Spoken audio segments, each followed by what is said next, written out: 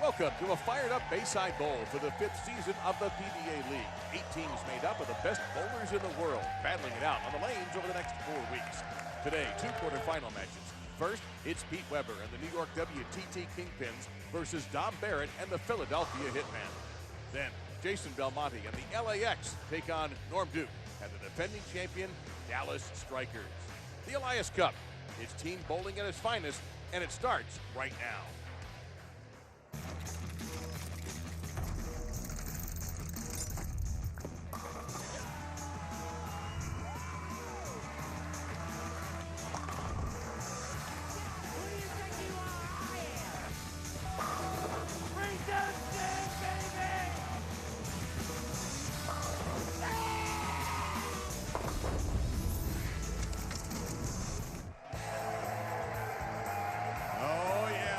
Bayside Bowl and Rooftop Bar in downtown Portland, Maine for the LLB PBA League quarterfinals.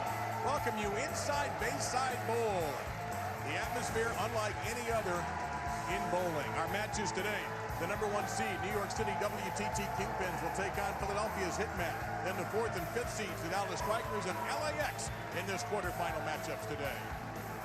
Hello again, everybody, along with Hall of Famer Randy Peterson and Kimberly Pressler. I'm Dave Lamont. Thank you very much for joining us. Randy, you bowled all over the world. Is there any place like Bayside? Nothing like it in our sport. I mean, this is like being in Tuscaloosa or College Station or Gainesville on game day. I mean, it is quite the environment. And what better way to kick it off than by PDW starting us off? I think if Pete were to build his own bowling center, Dave, he would have this place in mind. Nobody flourishes in this atmosphere quite like Pete Weber. He looks contemplative there. You know that's not going to last for long. Now, let's meet our 2 teams. Yeah! Yeah! We're the Kingpins. Last year's runner-up for the Cup. Nobody remembers second place. We're in it to win it. Yeah, that's right! Kingpins! All right, Portland, let's meet them. The lineup for the New York City WTT Kingpins. She owns 2 PWBA titles and beat all comers to win a PBA regional 2 years ago. This year, she won her 2nd straight World Bowling Tour Women's Championship and is a 6-time member of Team USA from Stony Point, New York, Danielle McEwen. This bowler has won in Hong Kong, Thailand, Abu Dhabi, and his native Australia. Today, he's looking for a title in the United States. From New South Wales, Australia, Sam Cooley. He is a 6-time member of Team USA, a 3-time national champion at Wichita State, and a 2-time All-American. From North Tonawanda, New York, John Zarbinsky.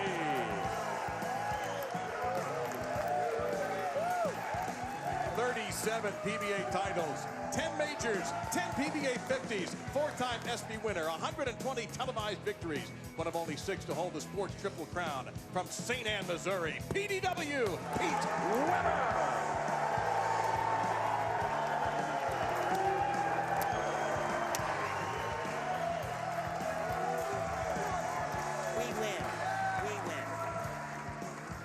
At 24 years old, he already owns 2 PBA Tour titles. He won the Harry Gold Rookie of the Year in 2014, coming to the tour after one of the greatest college careers ever at Robert Morris, Illinois. From Yakima, Washington, Marshall Kent.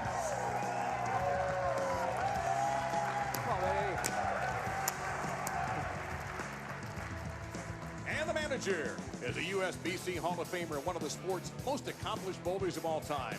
A 22-time title holder, owner of 3 majors on the women's tour. From Keller, Texas, CDB, Carolyn Doran Ballard.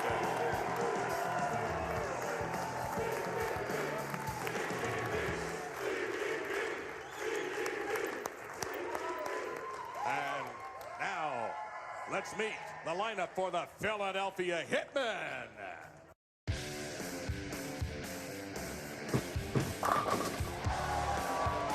We're the Hitman. Taking aim at the Elias Cup. Messenger, down goes the 10.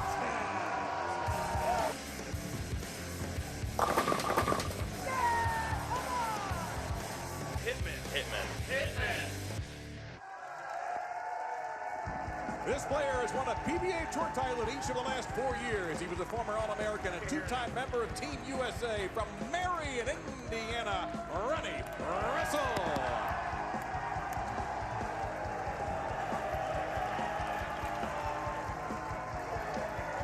He owns 21 regional titles and a PBA Tour title in a distinguished 26-year career, making his 10th television appearance from Beaver Creek, Ohio, Dave Wodka.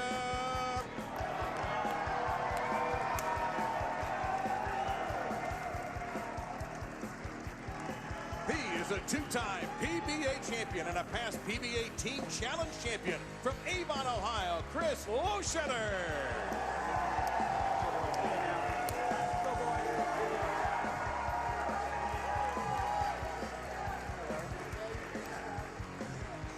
Recently won the Brunswick Euro Challenge in Germany for his 5th career PBA title and also captured the 2013 PBA World Championship from Colchester, England, Dom Barrett.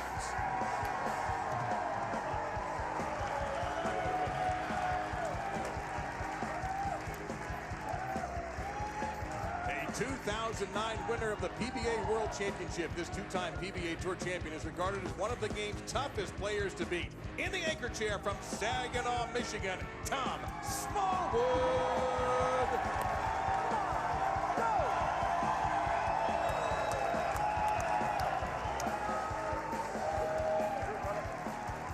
The manager of the Philadelphia Hitman is widely recognized as one of the game's greatest players of all time. A 16-time champion, including 4 majors. He's a USBC and PBA Hall of Famer, the lefty from Claremont, Florida, Jason Couch. Let's go!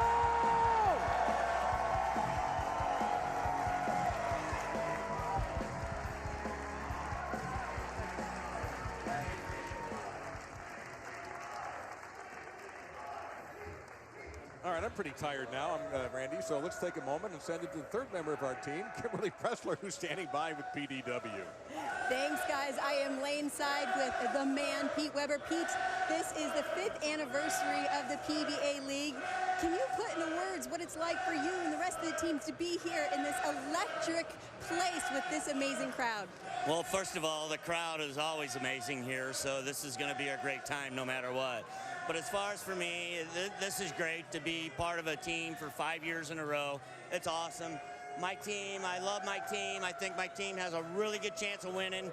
We're doing it today. How does this experience rack up for you in your legendary career? Actually, Kimberly, this is like one of the best experiences of my life because growing up, I never got to bowl team events and things like that. So this is really cool for me. And I have like I said, I have the best team in the world right now. So let's go, let's do it. And you know what? This crowd just adds to it. So let's get to some bowling. What do you guys think? All right, thank you, Kimberly. Thank you, Pete. Pete will be in the number 4 position. And this is Baker style bowling. So if you've ever watched any college bowling shows, you've seen Baker format before. But Randy, it's kind of fun. But you don't get too many chances when you're in a Baker format. Yeah, 2 shots for each player with the exception of the player finishing the game. Each team is going to complete the entire game on 1 lane. They'll flip-flop. You have to win 2 games to advance. If they tie, we'll go to a roll-off. And if there's a tie game, they will have a 1-ball roll-off instead of the old way of doing a half point. Ronnie Russell, the first in 6 frames. And a perfect start for the leadoff bowler.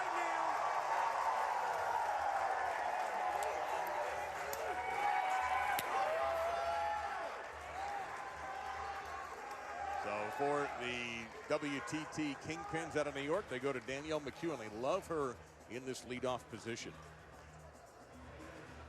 Sam Cooley will follow. And Danielle, that's flush in the pocket. 9-pin kicked the side of the last second.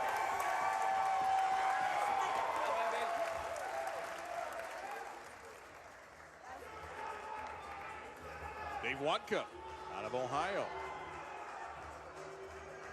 And here, I thought it was right around Easter, but there's turkeys in the background.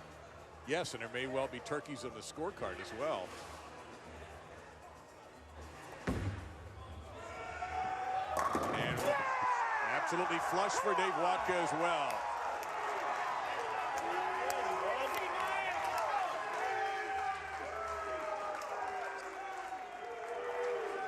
very quickly, Sam Cooley out of Australia steps in. PBA Players Championship a year ago. Sam was third.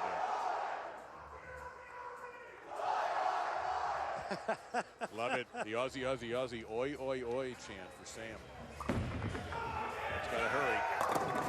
It does! Oh. That was primal. Sick messenger. Did you like that one, Sam Cooley? No.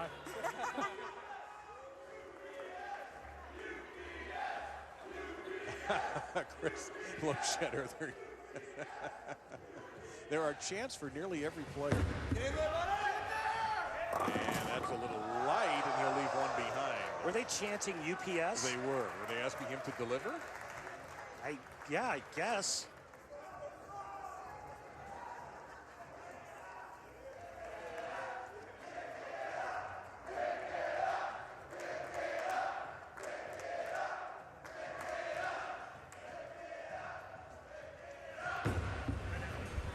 No trouble. Come on, back on it now, back on it, come on. Take a look now at John Zerbinski. North Tonawanda, New York. John's always been solid in this competition throughout the years. Well, he understands the Baker format. He was a star at Wichita State. So very experienced in that.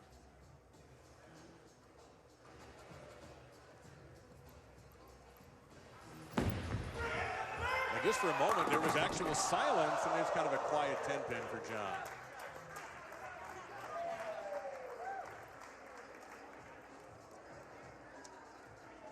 Well, we have a second here, Randy. Tell us about this oil pattern. We can see ourselves with a blue color. 42 feet in length, and I would call this a pretty soft pattern.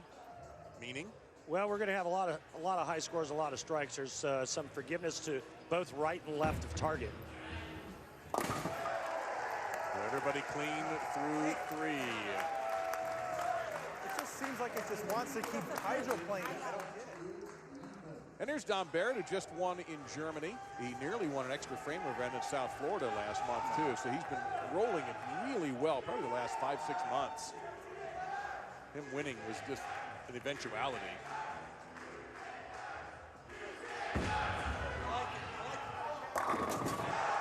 Yeah, something like that. Well, that much hand and ref rate with 16 pounds going through the pins. Phil Taylor, baby. You got to throw a lot of strikes. Beautiful style of Dom, and that uncupping of the elbow and wrist, and then the 6 going to the sidewall, slapping the 10 silly.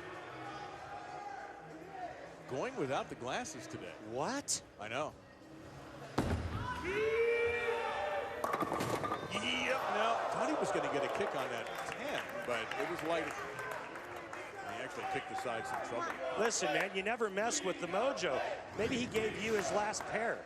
Where are the sunglasses? I do have a pair of PDWs, but I'm trusting he had another pair. Maybe he just decided to go without. Seeing Weber without sunglasses is like seeing a unicorn. Wow.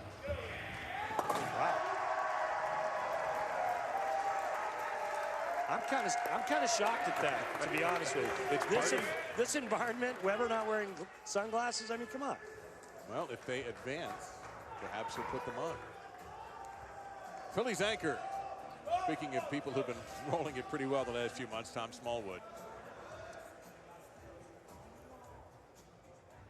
And he mixes him up and lays him down.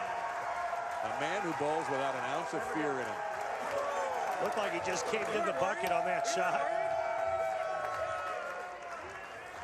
He's a good one to have in the anchor position, though, Dave, because he's fearless, like you said. And here's another good one to have in the anchor position. We talked to several players getting ready for this, and he said nobody struck more than Marshall Kent. On cue. Crazy, crazy talent, Marshall Kent. So through 5, just about even. We are pretty much even. Pete Weber doing what he does. Ronnie Russell got him started for Philly, and Dave Wonka put 10 in the pit. More League Cup in a moment. Unique atmosphere, and you'll enjoy this. throughout this event. Now, we want to remind you of a couple of rule changes. You're going to stay on the same lane for the entire game. Then when we switch for game 2, no half points, no half measures, as Walter White was once told in Breaking Bad. You go full measure here. If we have a tie for a game, 1-ball roll-off, the captain's pick, of course. Ronnie Russell can extend the lead for the Hitman right here.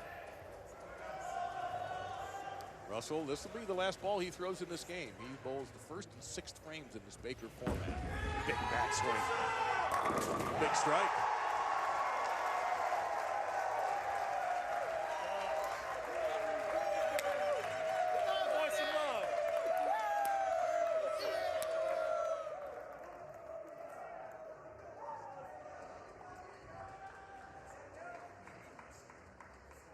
Lead off now for Kingpins, Danielle McEwen. She struck first time around. Got a hook. Boy, it did. Oh, no. Just a little back tap on the 4. I thought that might go. You don't see that hit very often, a little backdoor shaker 4-pin, but what an acquisition for the Philadelphia Hitmen in picking up Ronnie Russell late. You see that little shaker 4 for Danielle. It almost seems like with the talent, with the scoring conditions, that a spare is almost a mistake. Unlike when we're doing major championships and a spare is a small victory. There's going to be a lot of striking going on today, that's for sure. Pretty soft pattern, which is good because you've got a lot of traffic, a lot of players. And with this atmosphere, not a bad idea to give the players a little bit of cushion. Dave Wadka is going to be reducing some of his PBA Tour appearances, unfortunately, but he's balancing his career in the game. Oh, thought he had that. See that hit right there? That's why I went to 16 pounds, because I am sick of that hit.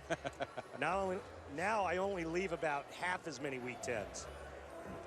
So then just that 1 pound makes that much of a difference? Big difference, depending on your rev rate. Your lower rev rate guys are going to see a big difference with that extra pound. High rev rate guys, not so much. Maybe a little. You know, if you throw it like, say, DJ Archer, I mean, you could probably get the week 10 out with 13 pounds. Well, Dave, solid on the 10-pin. Here's Sam Cooley. I had to do that. DJ standing right here next to us in the booth. How about this chant? Well, I don't know. If Jason Balmiley's, that might be him starting it. You think? I wouldn't rule it out. Remember, his last strike was pretty sick. Oh, man, he's dialed in. Good one. Keep him in mind in case there's a tie, because we have the 1-ball roll-off. It's a pretty close game right here. Next up, the Loesch. Everybody delighted to see Chris back on the tour, fighting for titles.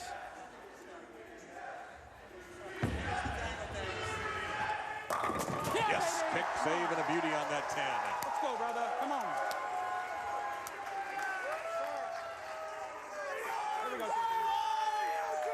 So the WTT Kingpins trying to double. I'll turn to John Zerbinski for that. John, 9 spare in his 3rd frame appearance. Well, they can take it off the sheet for 248. Hitman can strike out for 258. 6-time member of Team USA. That'll take care of it. Pesky 10-pin. One of the prettiest games out here on the PBA Tour right there by John Zerbinski. Good guy, too. Now Dom Barrett, the Englishman.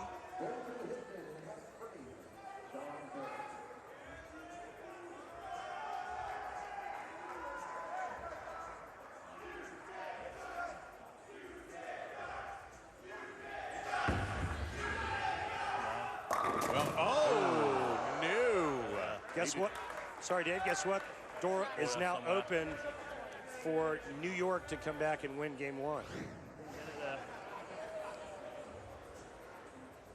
That was the best looking shot that didn't strike we've had.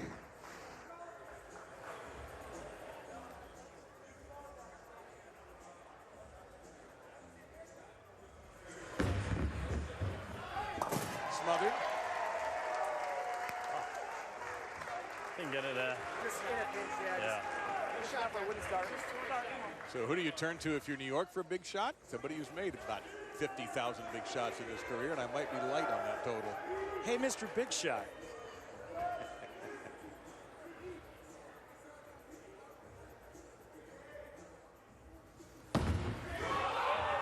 Oh, yeah. Yes, that's right, that's right. Give it to me. That's right. We're getting the full peak. We're getting the full peak here. Well, he got all of this one. And when you see Pete Weber take a couple of steps to the right, he likes it. And how about that react?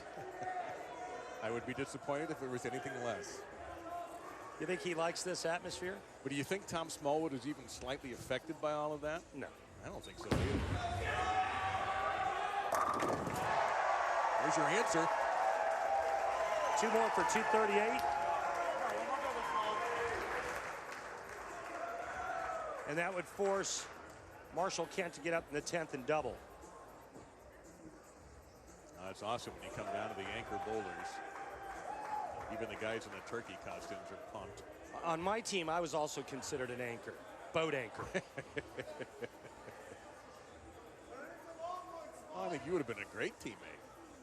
I was always in the 3-hole on our teams. Looks left. Oh, it laid there? What? Get out of my face!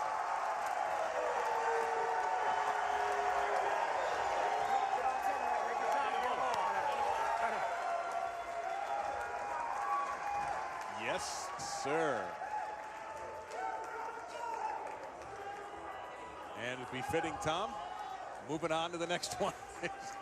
There you go. He shook his head a little bit about that one. So this would be for the 238.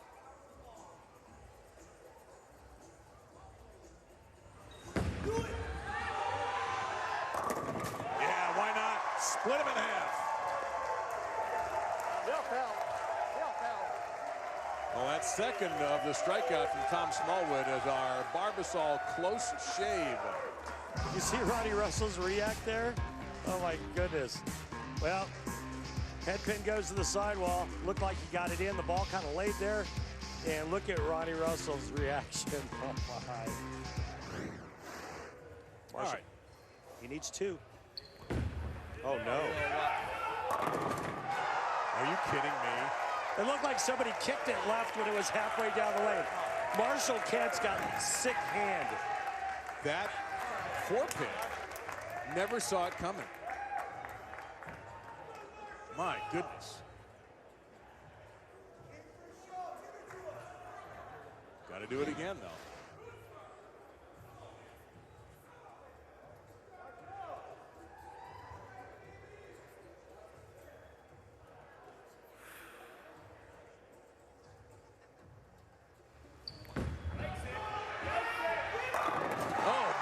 Just exploding pins here.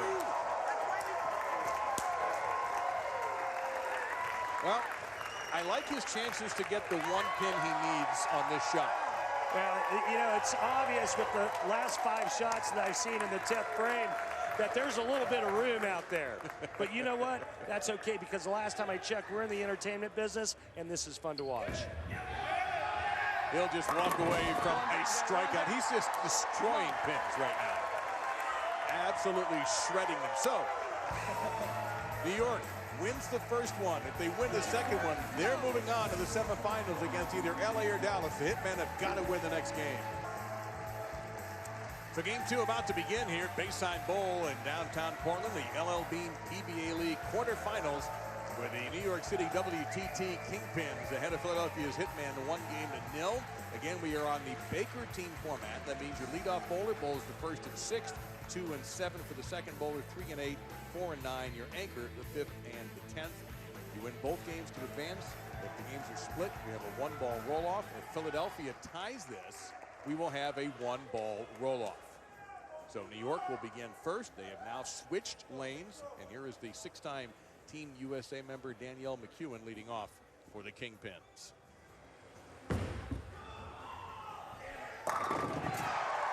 Her game's been solid so far. In game one, only one ball didn't hit the pocket for both teams. Ronnie Russell for the Hitman.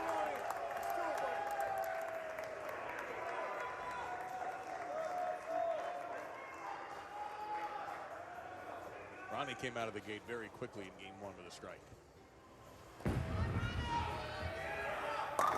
Ooh, man, 8-pin was late to the party, but it fell.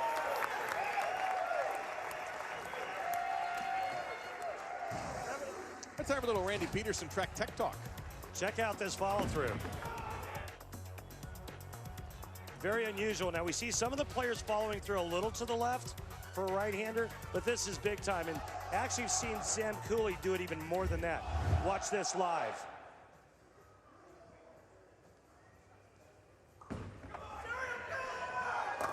A little light, doesn't matter.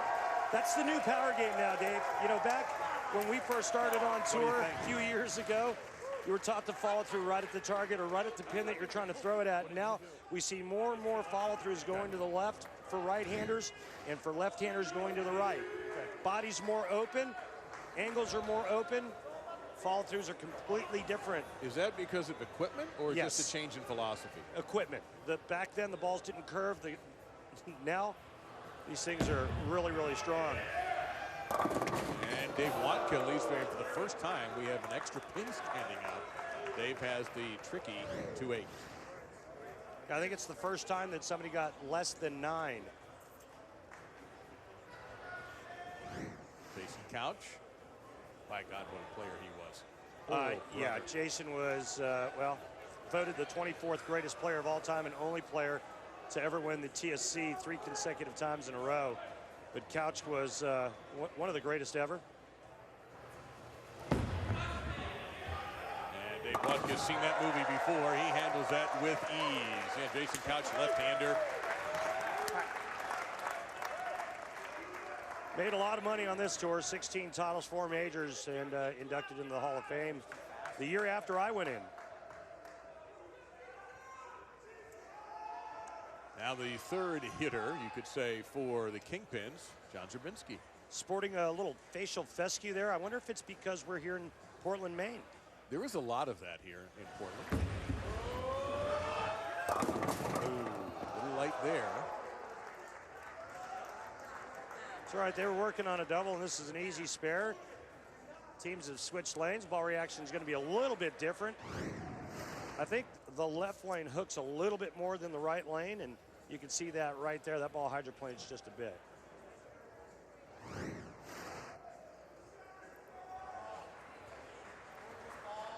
In Portland, that qualifies as a short beard, however. Smothered, chunked, and covered on that pin.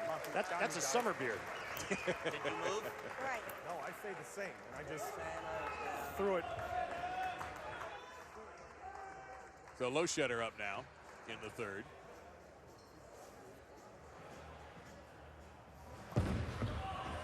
Stumbled just a bit at the approach. Broke up to 7-10. Philadelphia's got to win this game or they're knocked out. Their chances to win the Elias Cup. Take a look at what happened here after Loesch lets go of it. A little fall off to the right. Ball comes in real late though behind the head pin and only the 10 standing.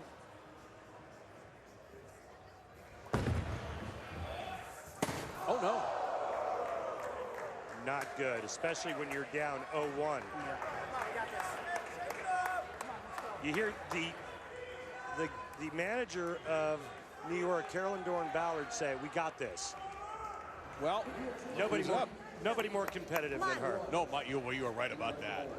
22 titles on the tour, 3 women's majors, USBC Hall of Famer, and yes, intensely competitive. One of those people that when you're bowling against her, you really don't want to be bowling against her, especially match play. BDW. He ran left this time. Well, there's no room to run right. He'd be in the stands. Well, he almost wound up in somebody's lap anyway. Pretty amazing at age 54 that he's still able to do what he does. A beautiful soft hand, and look at the 6-pin go to the sidewall and take out the 10. Down pretty quick to the approach.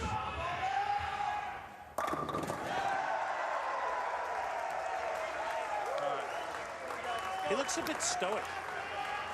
Maybe it's because they're down 21 and down a game through 4 frames.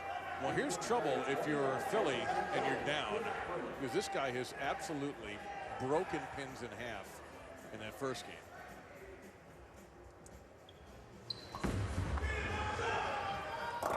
Ooh, look at the big push. What happened there? Well, the right lane plays a little bit tighter, and if he plays it the same as the left and gets it to that spot, it's not going to come around the corner. Do you want to just go 3 or do you want me to try to shoot for it? I say get 3. Just get 3? Yeah. So now they want him to get just the count. They don't want him to try to make this.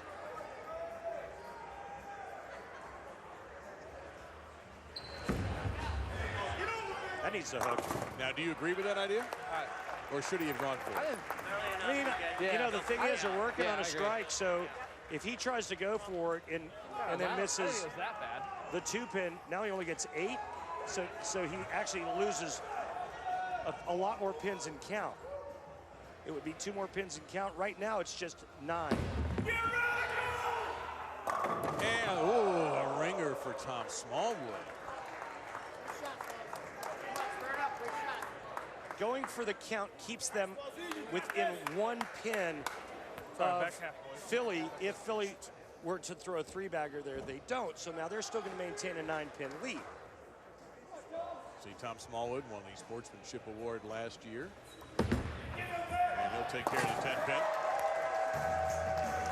I don't know, man. I think I might have tried to go for it, especially with the pattern being what it is.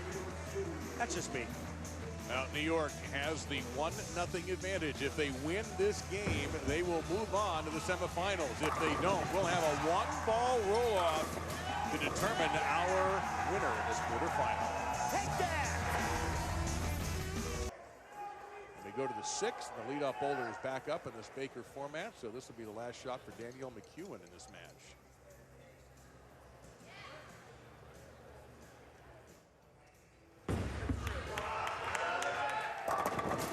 And a tap. That's the second time she's had a pin tapped but not taken down. Tried to lean on it and didn't catch enough of it. With a spare here, all is forgiven. Just a little soft into the pocket. See the 6-pin leaning on the 10 there. Remember, Loschetter missed 10-pin in the 3rd frame for Philly. And that pretty much is the difference in this game. So Ronnie Russell trying to start the comeback here for Philadelphia. They must win this game or they are out. The winner will take on either Dallas or LA.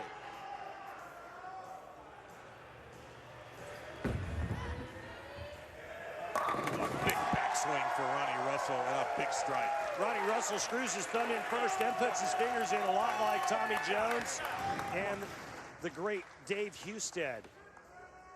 That vertical arm swing of Ronnie Russell, really good athlete, baseball player, really good golfer, just a great athlete. He's got some pretty big pythons too. Sam Cooley on the Australian Masters. He's won all over the world. And the messenger slipped right past the 10. And you can see the tightness of the right lane coming into play where Marshall Kent goes light, leaves it 2-4-8-10. This ball for Sam Cooley pushes just a little bit too long. There's the messenger coming in front. That's indicative of the ball just kind of finishing behind the head pin. And he just attacks the spare, leaving no doubt. Did that spare ball even touch the lane? You know what? I thought maybe for about a millisecond. I mean, that was going down there pretty fast. Airmailed. Dave Wodka, his last appearance in this game. Unless there was a 1-ball roll-off, maybe he'll be chosen by Jason Couch.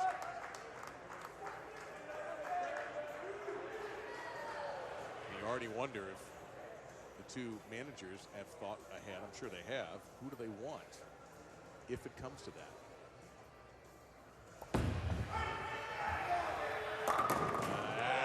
Pretty solid ball for David. He got it. How about it, baby? Let's go. Come on! Come on! In between third and fourth arrow.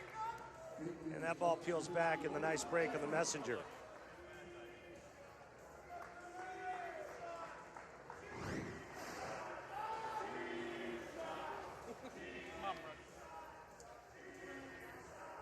Now John Zerbinski.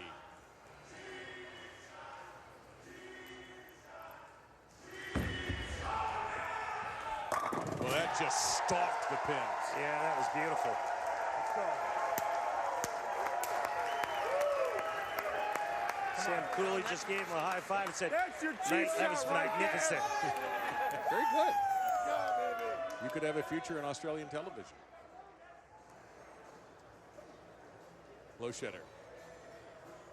Missed the single pin in frame 3. Not going to have to worry about it this time. What was it that Ryan Simonelli yelled in our open? Redemption, baby! Redemption! You just keep being all you can If Philly were to come back and win this game, we're going to go to a roll-off. You know, we could even have a tie for this game. Have a roll-off to break the tie to see who wins the game, and possibly have another roll-off to see who wins the whole thing. We could have a roll-off to have a roll-off. Yes, sir. Oh, we got it in. Oh, yes. 8-pin late. How about that? Oh, yeah. How about that? That was filthy. Apparently, he's okay without the glasses after all.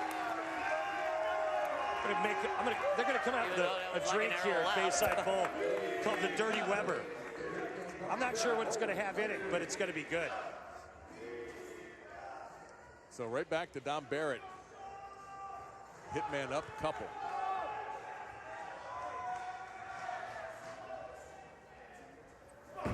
Big shot here. Oh, my. Pins didn't have a prayer. That was good. And the understatement of the day, that was good. Yeah, That was a good shot. That one. we got a smile out of Dom. Best shot of my life. I'm still going to yell hook. Now, the last time we saw Marshall Kent, it was a 2-4-8-10 split. Max score for Philly, 238. Max score for New York, 226. Marshall needs them all. Gotta go. Oh my. Gonna make a little adjustment on this next ball, I promise you. Done nothing yet. Done nothing yet. What do you think the move is? Like 1 and 1 right? Maybe 2 right with his feet, 1 with his target? Yeah? All right. Randy checking with our executive consultant, DJ Archer. Yeah, DJ's helping me out with a little adjustment. DJ would probably just move a board and just get a little bit softer. Marshall throws a lot harder. Let's see if he can get this ball to go flush.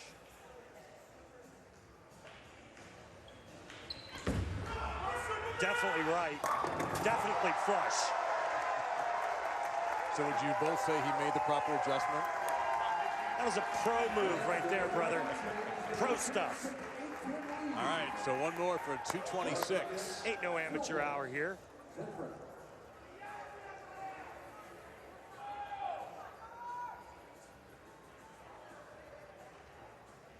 Count is big because if he strikes here, Smallwood would need the first hit and 9 spare.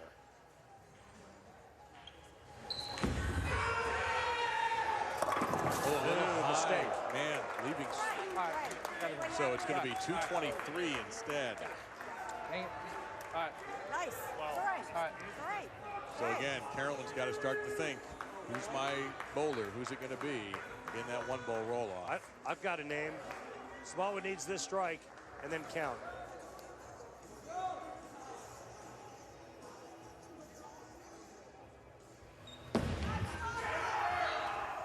Smallwood, yep. There's one.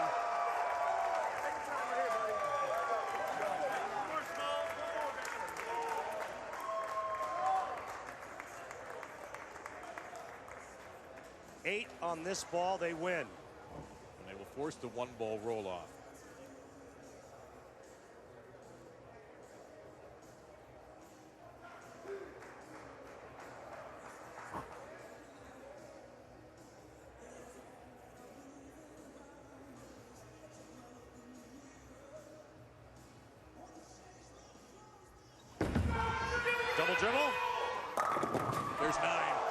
Good enough. We're going to Rolloff.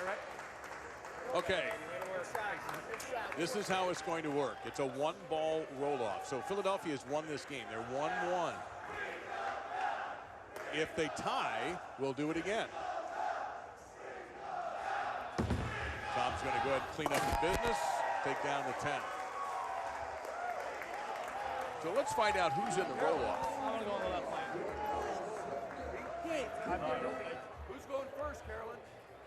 Carolyn letting I said Pete. tournament director Kurt Von Kruger know. I'm There he is in the bow tie. I'm sorry. We are. We are. I'm sorry. Pete's going to go We I are. apologize. Smallwood. I apologize. And it's Smallwood. So the anchor for Philly, Tom Smallwood, PDW, the number 4 bowler for New York. I mean, it's hard to argue with those picks. Yeah. All right, a little confusion about the lane choice, but it belongs to New York. Petey going to go up first on the right lane. If they are tied after the first ball, they will stay on this lane.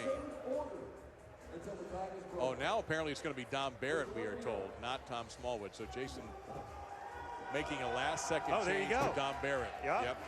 Like I said, he had 3 really good choices. Dom, Ronnie, or Smallwood. He changes it up last minute, goes with Dom. Weber, right lane now. He could run this one all the way to Augusta, Maine, if he likes it. Maybe Bangor.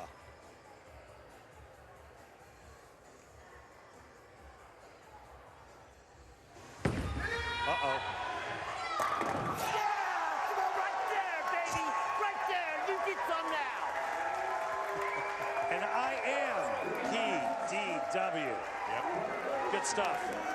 That's why you got to go with him. I mean, he's been doing it for so long, and he loves the moment. That's just it. If anybody in this entire state, nobody would want to be there more than him. Right? Maybe Belmo. Belmo loves the spotlight also. But, yeah, you had to go with Pete. All the pressure now on Dom Barrett on the left lane, the lane that hooks. Got to be careful not to overhit it on that left lane.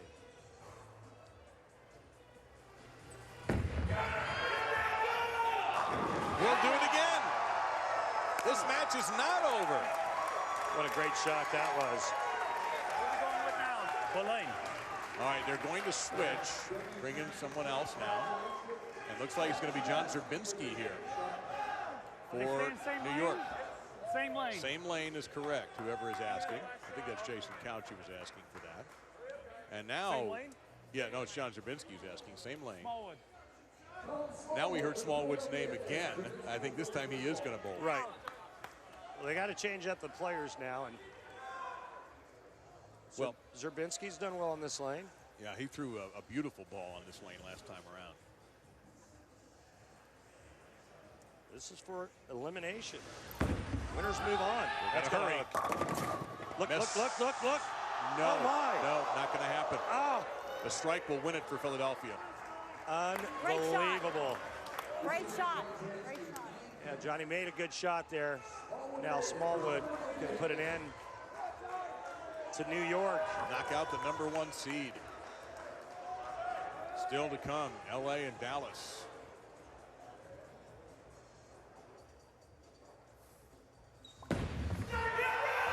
Strike for the win. And yes, it's over!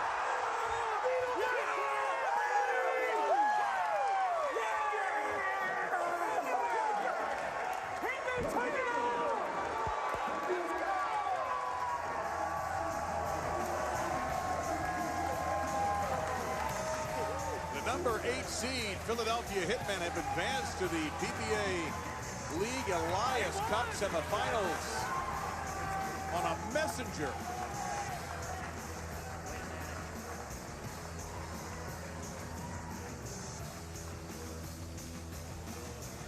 Right there, the difference between victory and defeat. The Hitmen move on.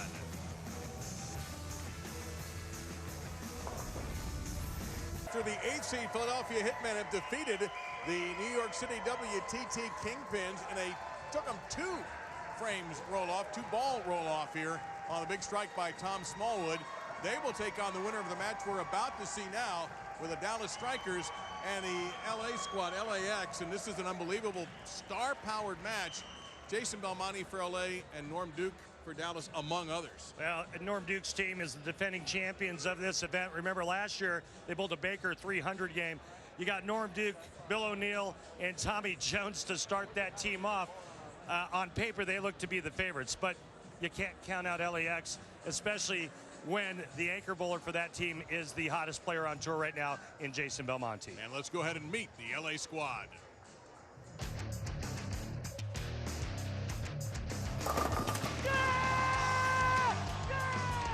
We are LAX. This is our year. The cup is as good as ours.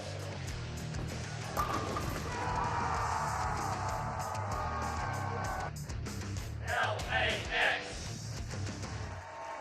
Now let's meet the lineup for the LAX. 8-time winner on the European Tour, has represented his home nation of Sweden for 20 years. From Gothenburg, Sweden, Martin Larsson.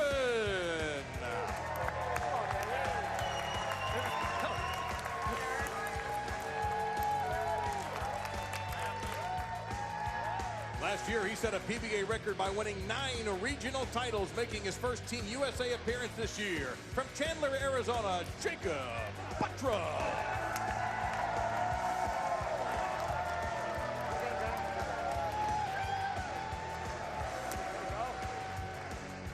The winner of the 2011 PBA World Championship, one of the most powerful players in the sport. From Team Finland, from Espoo, Finland, Osku Palerma.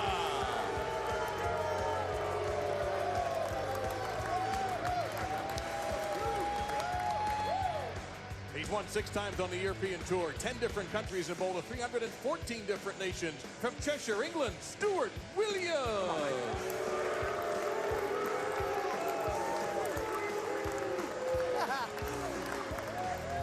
He just became the fastest in PBA history to reach the $1 million mark. 3-time ESPY Award winner, 3-time Player of the Year, 8-time Major Champion. From New South Wales, Australia, Jason Belmonte.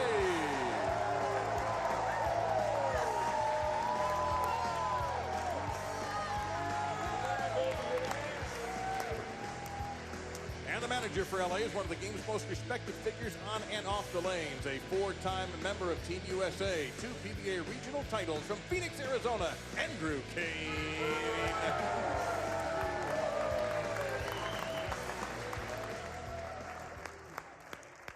And now, let's meet the defending champions, the Dallas Strikers. There's a reason we're called the Strikers. Boom! Who got that? Who got that? Defending champion. Ready to bring the cup home one more time.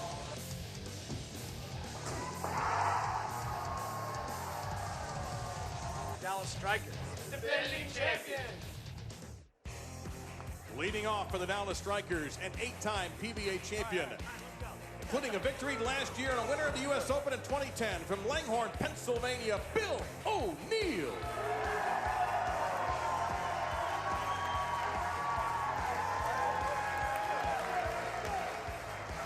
The player manager for the Strikers, a 38-time tour champion, voted the 7th greatest player of all time, Norm Duke.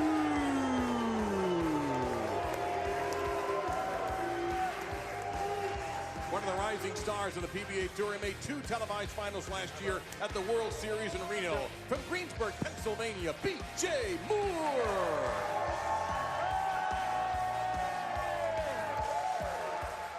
All right, buddy. He's won 4 times on the PBA Tour and will be always known as the first player picked in the inaugural PBA League draft in 2013. From Orlando, Florida, Rhino Payne.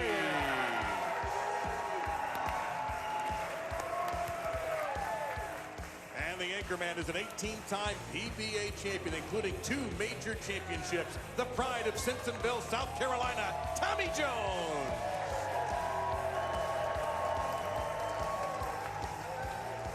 So those are your squads. We're ready to roll this. LA versus Dallas for the right to make the semifinals of the PBA League Cup. Yes, this place has a balcony. You can always count on the cheap seats.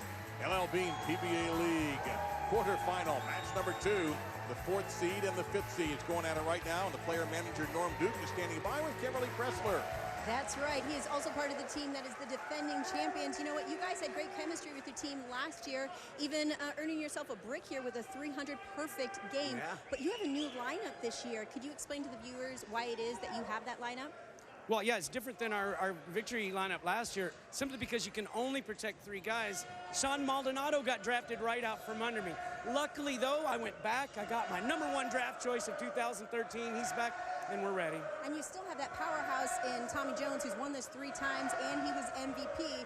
So what do you think your chances are of winning this today? Well, I tell you what, when you have a guy like Tommy Jones finishing out, good things can happen.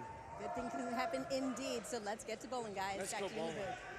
All right, let's do this. We got some major star power. We have it in every match in this Elias Cup series. So the higher seed, that was Dallas.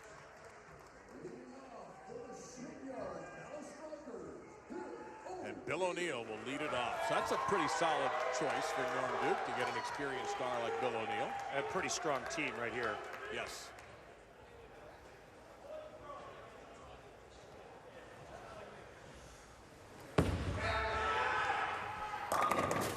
Whoa. All right, trouble avoided there for Bill. And Tommy Jones very quick with a spare ball.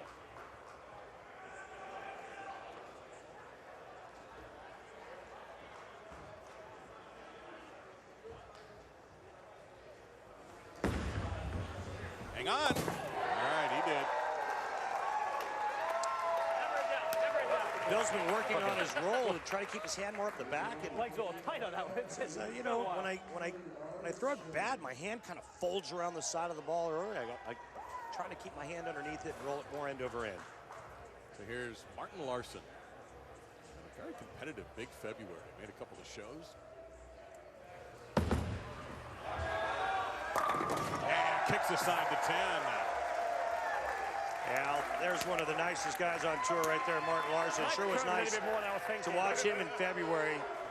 Too bad he didn't come away with a win, but it'll happen. Love it, flexing for the camera. The wee Iceman steps up for Dallas. And the chant, well, we all know the chant we're going to hear in a moment. Light. And no, we got shoved around the 2-pin, but only around it and not down. Pretty straight up the lane with that shot. I would think that Norm would try to belly it just a little bit because that's where the heaviest concentration of oil is, and that's why his ball went light. Almost a trip, too. Oh! Oh, Norm. Come on, Emma. You know, even the best get a little nervous sometimes. Norm knew it right away, too. That's our hammer. Tough spare replay. The last time I saw Norm Duke miss a single pin spare on television, Moby Dick was a minnow.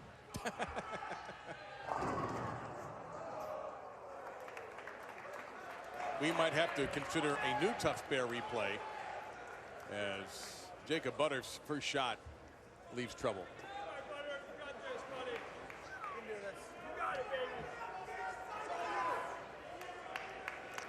So Buttriff went off the rails on that shot just a little bit. So what he did last year, regional titles for Jacob, off the charts. And took a run at it. And there's back-to-back open frames for each team.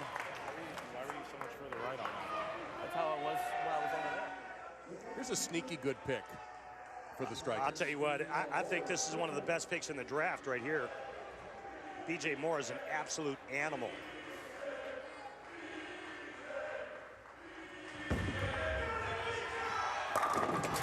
Power, absolute power. Boys, let's do it. Same. Yep. I knew it was going to be super slow because this wasn't going to be bad. Beautiful shot by BJ Moore as the two-hander Osku Palermo, winner of the 2011 World Championship. When he hits it, man, forget it. It's just so violent. Well, He has that similar style of Belmonte, but he throws it harder. And with all that power, you know, we thought we were seeing pins fly in the last match. Some serious firepower on the lanes for this one. First draft pick. Sensational. Yep. Sensational rookie campaign in 2008 for this guy. Yes, takes him down, Rhino Page. Hey, Rhino Page, good for you. First pick in the history of this league. I think it kind of shocked everyone because Norm Duke picked him. And, you know, Rhino was bowling good, but the players that were on the board at the time, no one saw that one coming. Here's Stu Williams.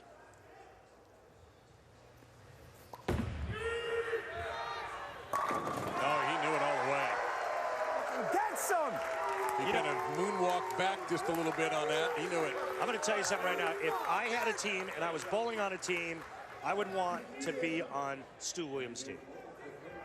Just for the pure fun, oh yeah, excitement, watching him, listening to him.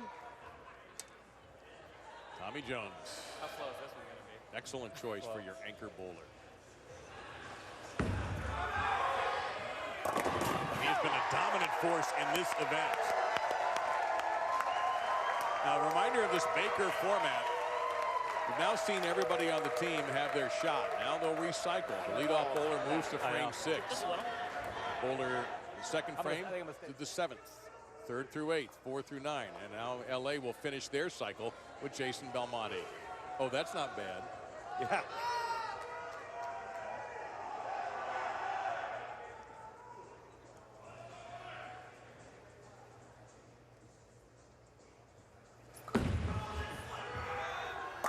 Oof.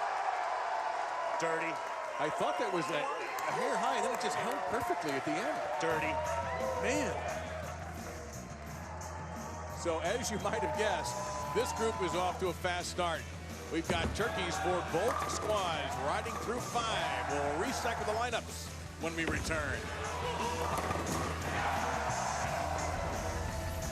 We are in Portland, downtown. Time for our Columbia Fun Fact. Tommy Jones has been part of the winning Elias Cup team in 3 of the first 4 years of this event and is a member of 3 different teams. The New York City WTT Kingpins, the Silver Lake Atom Splitters, and last year the Dallas Strikers. And they kept him this year.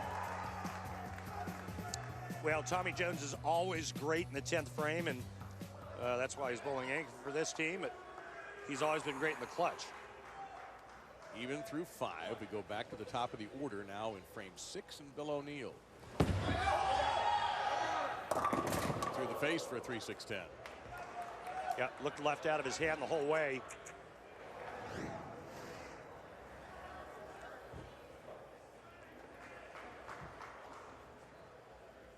The winner of this match in the semifinals will meet Philadelphia's Hitman. You have to win 2 matches here. In case of tie, as we saw in the first match, we'll go to a roll-off. Tough spare covered perfectly by O'Neill. Huh? I know. We're so late. I tried. That you can do it, but like I think once we move our feet right and get it in, it won't play. Like I think if we'd have. All right, we're good. No coaching from Tommy Jones. In the meantime, Martin Larson.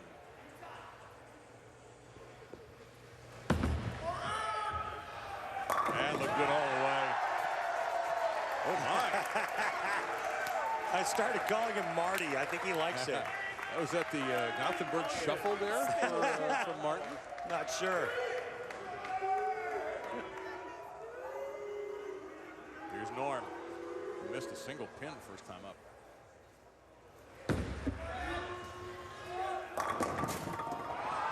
Yeah, that'll take care of that.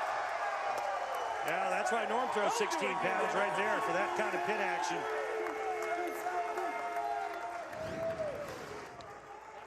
Much better shot this time. Moves a little bit right and finds some friction. Head pin into the sidewall. 7 goes out. Head pin takes the 10 out. So to the 7th now, and the lefty. Can he? Oh, boy, I thought that 10 was going to get taken, but single pin coming up.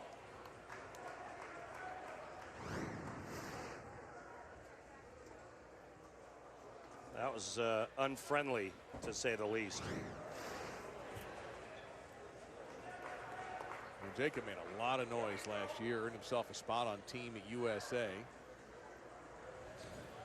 This year, long way to go, and he has it. He knew. One more, baby. Come on.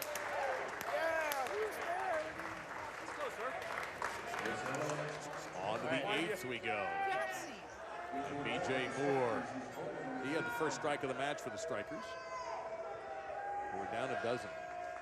Beautiful game here, folks. Watch this. Big high backswing, and then all that power that he creates at the bottom. Boom. Yes, sir.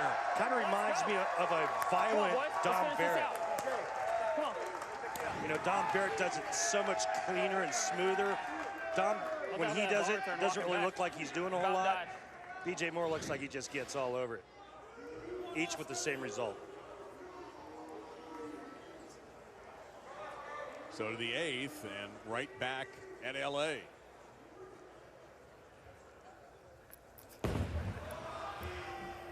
Oh, hide the women and children, and the 9 stiffed him. As soon as that 9 pin stood, his teammates looked right over at the scoreboard.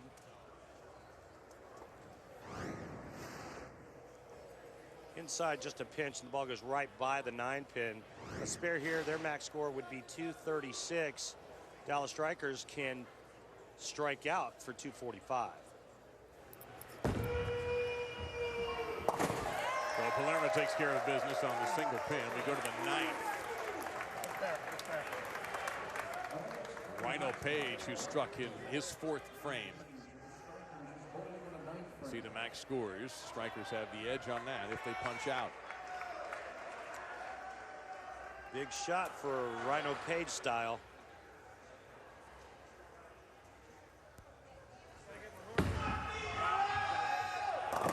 Light, and he got it. The only thing missing on that shot was the turn signal when the ball went right.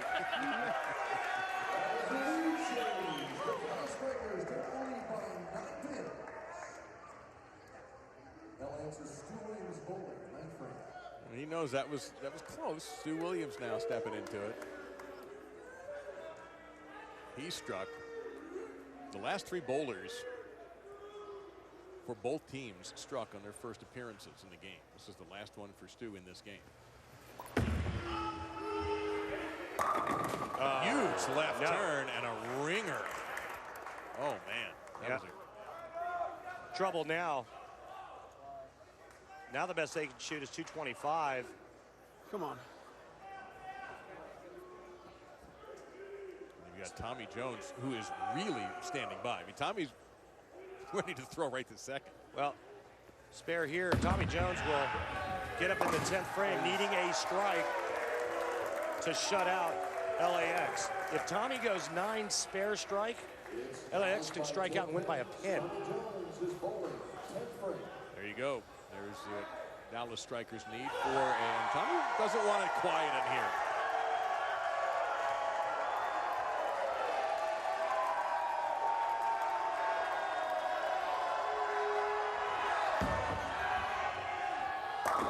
Oh, 9. That was such a good-looking shot. Whoa.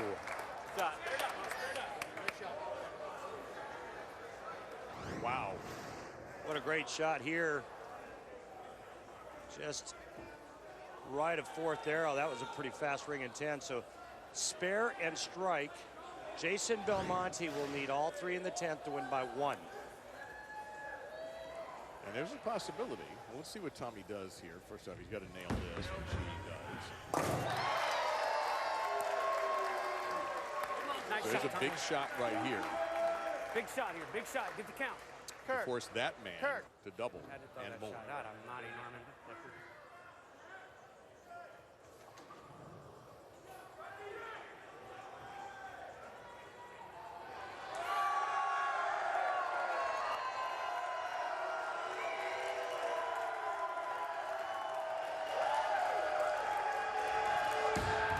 Ten's good.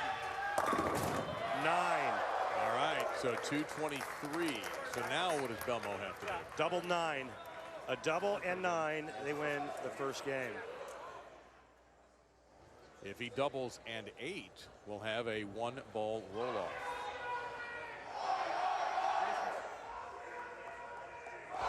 There's the Aussie, Aussie, Aussie, oi, oi, oi chant for Belmo. But first things first, got to get 1.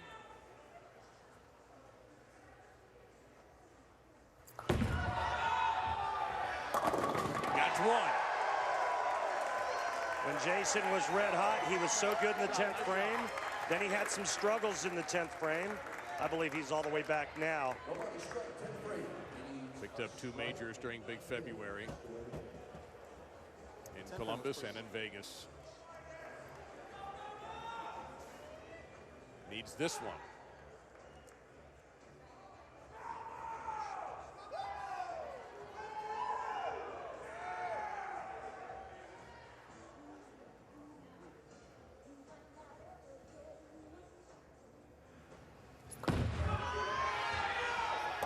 Wide and short. That messenger will not have any power on it at all.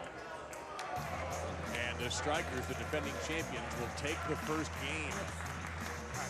They're 1 game away from advancing to the semifinals against the 8th-seeded Philadelphia Hitman, who scored the little upset, taking down New York earlier today.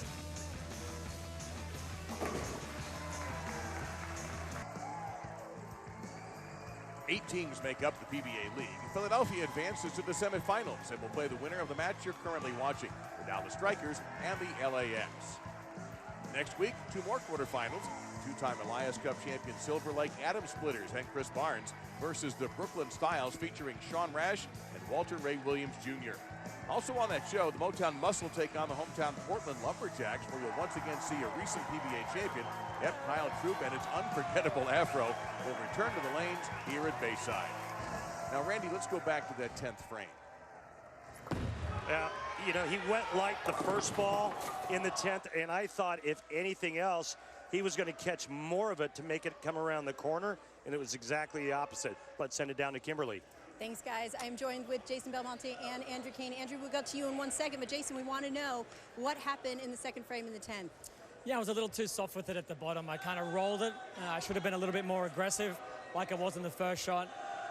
But, you know, the boys gave me the chance. I got to do it. I got to do it better the next time they give me the chance in the next game. Well, you got another match ahead of you. Good luck. Andrew, you know what? This title has been elusive to your team. You guys have came close so many times. So what do you have to do to wipe the slate clean and move on and win this next match? Well, you know, we've been so close so many times. We've also seen a great deal of adversity through all those years. I have complete confidence we're going to run the same lineup again, and next time these guys have a chance to be aggressive, we're going to take the second game and hopefully take the roll-off. All right, well, thank you so much, and good luck to you. Guys, I'm going to send it back up to the booth. Kimberly, thank you very much. So we know that the LA lineup will remain unchanged. We'll find out during the break if Norm Duke plans any changes for his defending champion Strikers, who lead 1-0 with a chance to go on to the semis. Coming up. Back inside the beautiful Bayside Bowl in Portland, this is the LL Bean PBA League quarterfinals. Match number 2 between LAX and the Dallas Strikers. LA will start. They have switched lanes. Remember, they're keeping the lane the entire match. So now Martin Larson, leadoff bowler. We heard no changes for LA. And no changes for Martin Larson's game. He's been perfect. You know what? I promise you, Martin Larson's having fun. I just happen to feel really good. I'm sorry. Such a good guy. I moved one. And he is going to win on the tour in singles. Without question. He's telling his boys back on the bench the move that he made from the left lane to the right lane. And Bill O'Neill kicks aside the 10. Slick Willie getting up and slapping the 10 out. I moved 3, yeah. He just said he moved 3. He's letting all of his mates know he moved 3 left.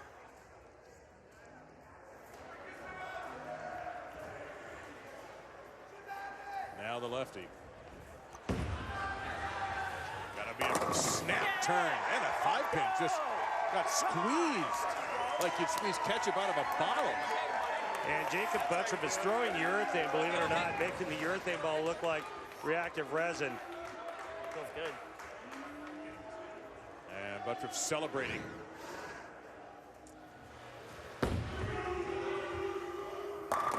Duke celebrating that one too.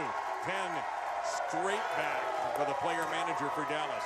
That's the start we wanted last time. We missed that one. Have we already bowled a game? We missed that start the last time. That's what we better. That's what we were. Yeah. Strikers? For the LAX in the third frame. A quick, deep knee bend for Osku. I just love to watch what happens to the pins when he throws it. Jeez. It's not fair sometimes. It's not fair. No, and the question that I have is why doesn't he win more often? I threw it a little slower. We've seen a turkey on the lanes and one in the crowd. Actually, several of those like costumed fans here. BJ Moore. We've got a turkey in the booth.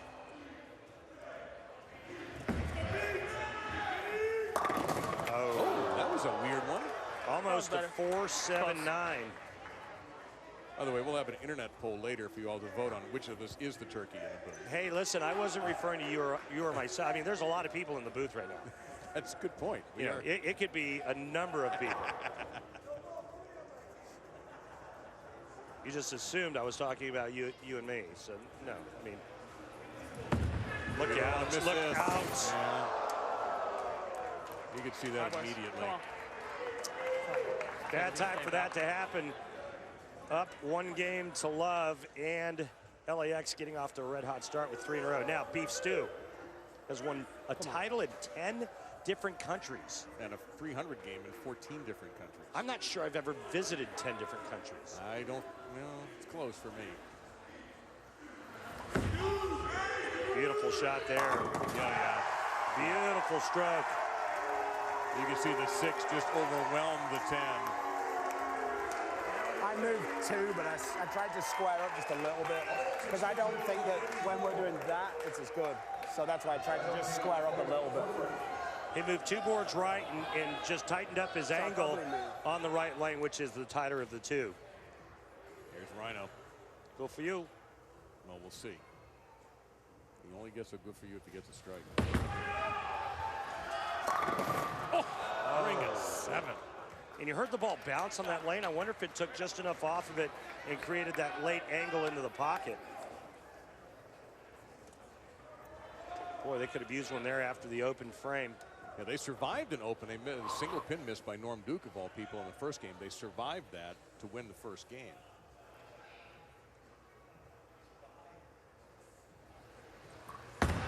Another one? How far before it landed? It's a long question. Just not used to him lofting his spare ball that far. I thought maybe he locked up in it. So here's Belmo, who, to borrow a tennis phrase, had the match on his racket in the first game. Didn't quite work out. Well, there you go. We're used to seeing that. That was filthy. Great shot. That was a great shot. Yep, just when they needed it most, too. They've got the strikers down. You got to keep your foot on the pedal. Finish this game off right now, boys. There you go. You heard him say it. Finish this game off right now, boys. Well, nobody asked Tommy Jones's opinion on that.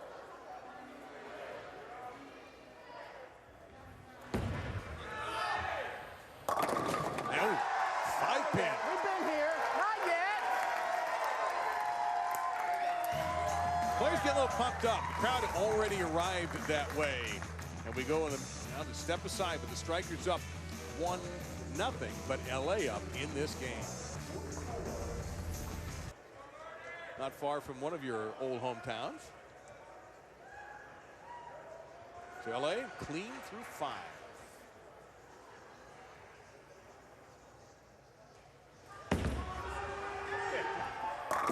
Larson 4 for 4.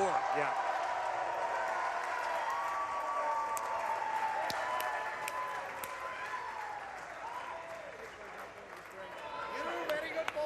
Did you just do the same again? Yeah. I actually moved back the one I... Now, he didn't have to make a big adjustment. Bill O'Neill trying to start the comeback for the Strikers here. That's all you can do right now if you're Dallas to stay alive in this game. If LA hangs on to this big lead, we will have I can hear you. as we did in the first match, one ball roll-off, captain's choice. Higher seed gets the choice of lane.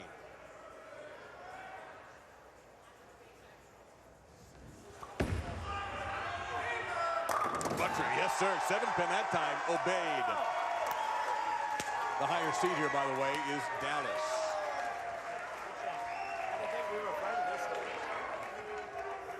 And we may be headed for that roll-off the way that LAX is looking.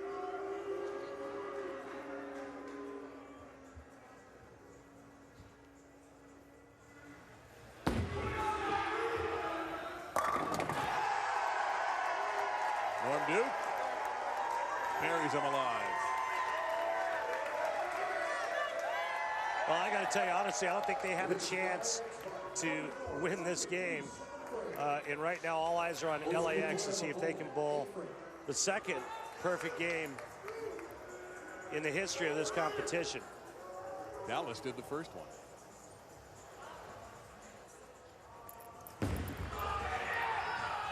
And that rev rate is just ridiculous. His ball goes through the pin so hard and so fast, it looks like it creates its own vortex and just sucks the pins right off the deck. It's just dirty.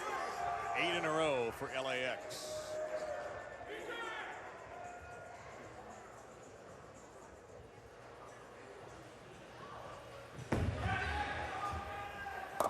More through the face, and that might just put an end to things here.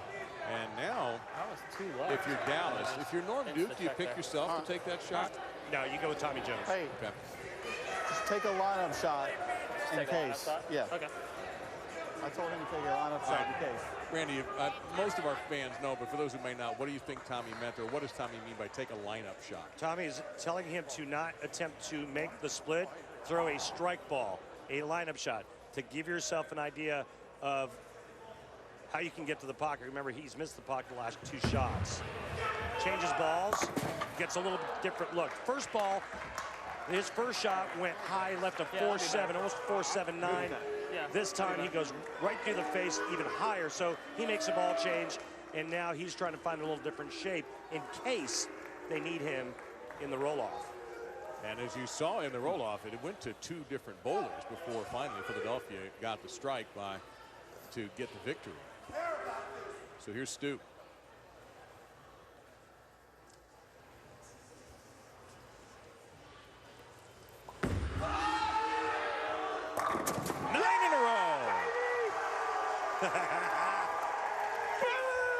Easy there, Marty.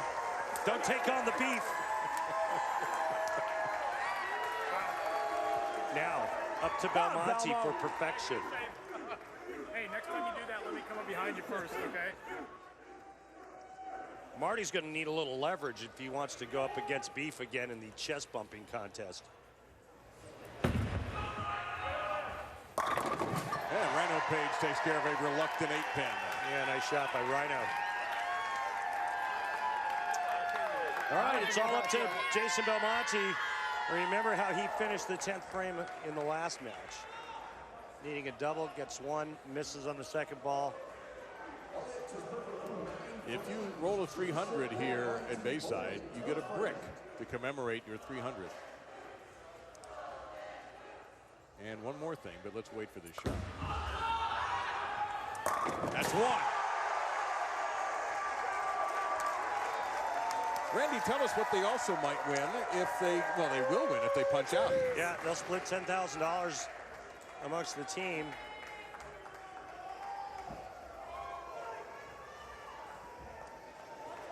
On the front 10 for LA.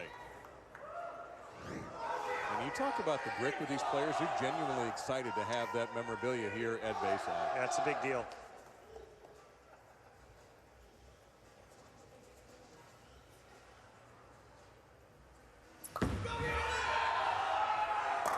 That's 11.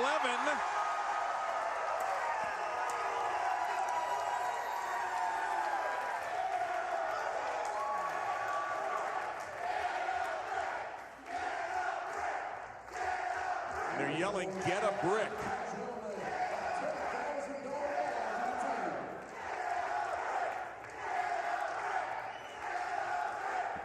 You know, we talked about redemption in our first matchup. How sweet this would be for Jason Belmonte.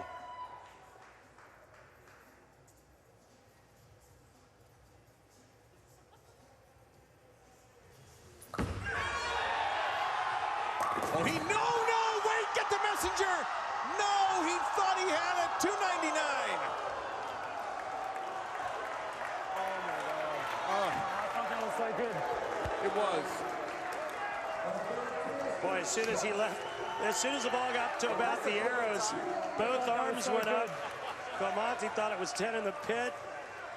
Leaves a ring at 10 with a little fake messenger coming across. Unbelievable. Now, here's the thing. As we watch this shot, watch his reaction.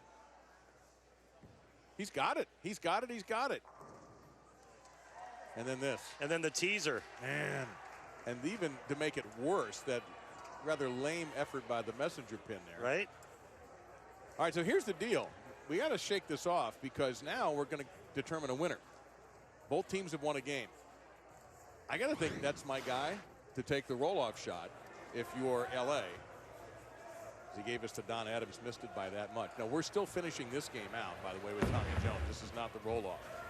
You like Tommy for Dallas? Without question. All right, I would think you have to go Belmo here for LA. So you opened it up and shaped it. Now you got right and left. And Dallas will get the lane choice. They got the bell out. The bell rings when you have overtime. Very nice. Extended play.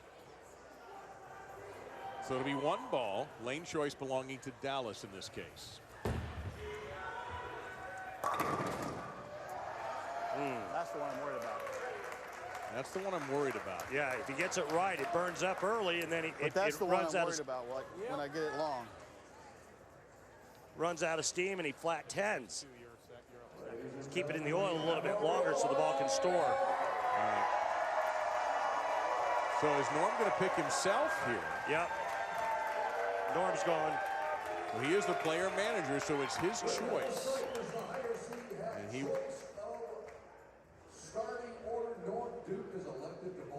Norm Duke will be the first bowler, possibly the only one for his team. And Belmo will be the choice for LA from Andrew Kane.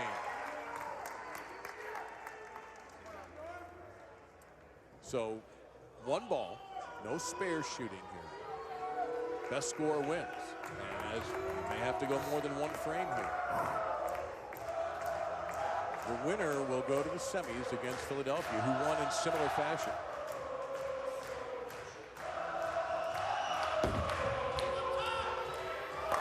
Well, that was a good choice, Norm. Have you seen that before? Well, one of the greatest ever, and he's not too shabby in the clutch himself. I was going to say, you know, it's hard to argue with that pick, even if you make the pick yourself. Now, Belmo's got to match it. If he does not, Dallas advances. Ring 10, last ball. Four-pin, done. Stuff 4, and it's over. Dallas has advanced to the semifinals.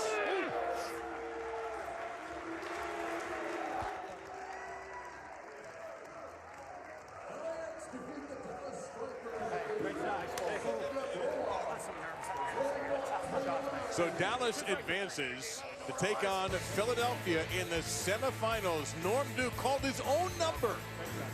Turned out to be the best decision he's made all day. Punches it out for the win for the Strikers. The defending champions are still alive. We'll be back to talk to the winners next. Geico Championship Recap. Well, the Kingpins look pretty good early on. Weber doing his thing. Marshall Kent gets up in the 10th frame, throws all three to capture game 1, 248 to 238. But in game 2 is a different story. We had a roll-off. Zerbinski gets up. Messenger denied. Smallwood for the Hitman. Messenger. Yes. They win the roll-off. They advance. In our next matchup, LAX and Dallas. PJ Moore slinging some wood. Rhino Page doing his best on the left side. Belmonte could have won game 1 with a double. Instead, he goes strike, misses it at the bottom, leaves a 2-pin. The next game, they had a chance of perfection. Shot 299, it goes to a roll-off. Duke chooses himself, gets the first hit. Once again, it's up to Belmonte. He goes high, leaves a 4-pin. The defending champs move on. So both times it comes down to roll-offs. The higher seed winning it this time, Dallas, the 4 seed over the 5 seed. Earlier, Philadelphia, the 8 seed, getting the win over the top seed, New York WTT Kingpins. So it'll be Philadelphia and Dallas on May 7th on ESPN at 1 o'clock Eastern in the semis. Now, still to come, the Atom Splitters and the Styles, the Lumberjacks and the Muscle. But right now, let's have a conversation with our winners of this last match and Kimberly Pressler. Thanks, guys. So I am laneside with the winning team, and they were very excited. They were down here hugging and cheering each other on. And you know what? I heard you guys talking, Tommy, to Norm. Talk to me about how you influenced for him to go ahead and take that last shot in the roll-off. Well, Norm came over, and the 2 lanes are playing a little different. They're obviously different pairs, and his ball just looked like it was going through him better than mine, even though I had a couple strikes. And you don't get to be in the top 5 of the PBA for all these years and not be able to throw it. So we'll let him throw it if he needs to. You had to go with Norm. So Norm, wow, what an amazing finish. At some point, did you guys think that you were not going to make it out of this match? Well, you know, we kept telling ourselves, listen, last year we won this thing and never did we go without a 50-pin deficit at some point. So we kept that mindset. I think we were lucky that Jason didn't strike for the 300. I think he would have gotten up there in the same high mode. I think we were really lucky that they got that 299. They dropped down a little bit, and then it is a 4-pin with a little soft. I just think we got lucky today. We're going to go back and work on some things and then maybe hit the range. All right, well, in 2 weeks, you go into the semifinals and you go up against the Philadelphia Hitman. Are you going to plan on changing anything up? We're going to change everything up, and you know, we're the most nimble group, really, I think, because of that. We have a lefty, we have a straight guy, we have guys that can boom it. We like having those choices, so we're looking forward to it. It's Jason Couch, you know, he lives 10 minutes from me, so there's going to be some managerial type of, yeah, I love it. I can't wait. All right, congratulations, you guys. You're still in the running, going for a repeat. Congratulations on this win. It was an emotional one, to say the least, for that group right there, the Dallas Strikers. And Randy, we had some incredible bowling as we remind everybody about the PBA League quarterfinals coming up Sunday at 1 on ESPN. And it's going to be more intensity like this. Crazy crowd and, Randy, exciting bowling. Yeah, it's not going to be the same without that guy, but it's still going to be some great bowling. Lots of strikes, lots of animation. Well, I'll tell you what,